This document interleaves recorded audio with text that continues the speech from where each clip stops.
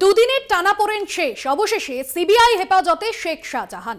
জোকা ইএসআইতে স্বাস্থ্য পরীক্ষার পর নিজাম প্যালেসে নিয়ে যাওয়া হয় শেখ শাহজাহানকে।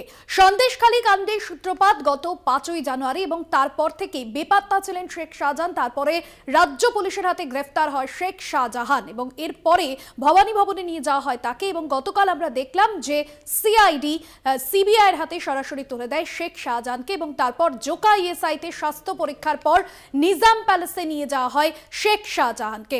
সন্দেশখালীর বেতাজ বাদশাহ শেখ শাহজাহান, যাকে নিয়ে তোলপাড় ছিল রাজ্য রাজনীতি, দুদিন টানাপোড়েনের পর অবশেষে হস্তান্তর করা হয় শেখ শাহজাহানকে। শাহজাহানের বিরুদ্ধে এফআইআর দায়ের সিবিআই। রিয়া মাঝি আমাদের প্রতিনিধি রয়েছেন ফোন লাইনে। রিয়া, সিবিআই সূত্রে এখনো পর্যন্ত কি খবর পাওয়া যাচ্ছে, পরবর্তী ঠিক কি পদক্ষেপ নিতে চলেছে সিবিআই?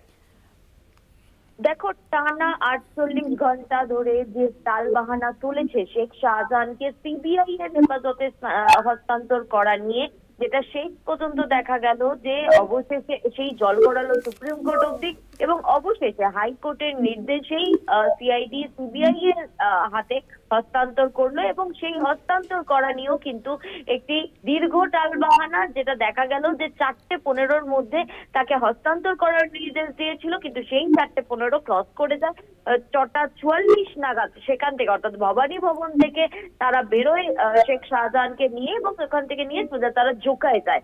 মেডিকেল টেস্ট করানোর পরে তারপরে তাকে নিজাম প্যালেস, অবশেষে নিজাম প্যালেস সিবিআই দপ্তর, সেখানে আনা হয়। এবং এই যে পুরো ঘটনাটা, যেটা দেখা যায় যে সিবিআই যখন শেখ শাহজাহানকে নিল, তার বডি ল্যাঙ্গুয়েজ, এবং যখন রাজ্য পুলিশের হাতে শেখ শাহজাহান ছিল তখন তার বডি ল্যাঙ্গুয়েজের বিস্তার ফারাক। কারণ গতকালকে যখন রাত্রিবেলা শেখ শাহজাহানকে নিয়ে সিবিআই তাদের দপ্তরে ঢুকছিল, রীতিমতো গাড়ি থেকে তাকে হিড়হিড় করে টানতে টানতে নিয়ে আসা হয় নিজামের ভিতরে এবং তারপরে তাকে সেখান থেকে লিফটে তুলে দেওয়া হয়। হাত টানতে টানতে বিশাল ফোর্স মোতায়েন করা ছিল এবং যেটা জানা যাচ্ছে যে রীতিমতো সিবিআই এর হেফাজতে আসার পর মুখে কুলু বেটেছে এই শেখ শাহজাহান, যাকে কিনা দেখা গিয়েছিল রাজ্য পুলিশের কাছে যখন ছিল বহাল তবিয়ত ছিল এবং তার বডি ল্যাঙ্গুয়েজ সেই প্রমাণ দিয়েছিল।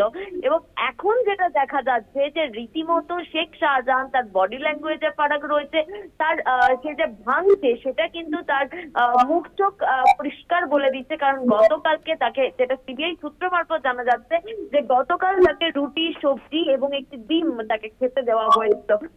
খুবই অল্প খেয়েছে শেখ শাহজাহান, তবে মুখ দিয়ে তিনি কিছুই বলতে চাইছেন না, কোনো কিছুতেই তিনি উত্তর দিচ্ছেন না। তবে আজকে আর কিছুক্ষণের মধ্যেই শেখ শাহজাহানের জিজ্ঞাসাবাদ সিবিআই শুরু করবে বলে এমনটাই জানা যাচ্ছে। একদমই, ধন্যবাদ জানাবো রিয়া।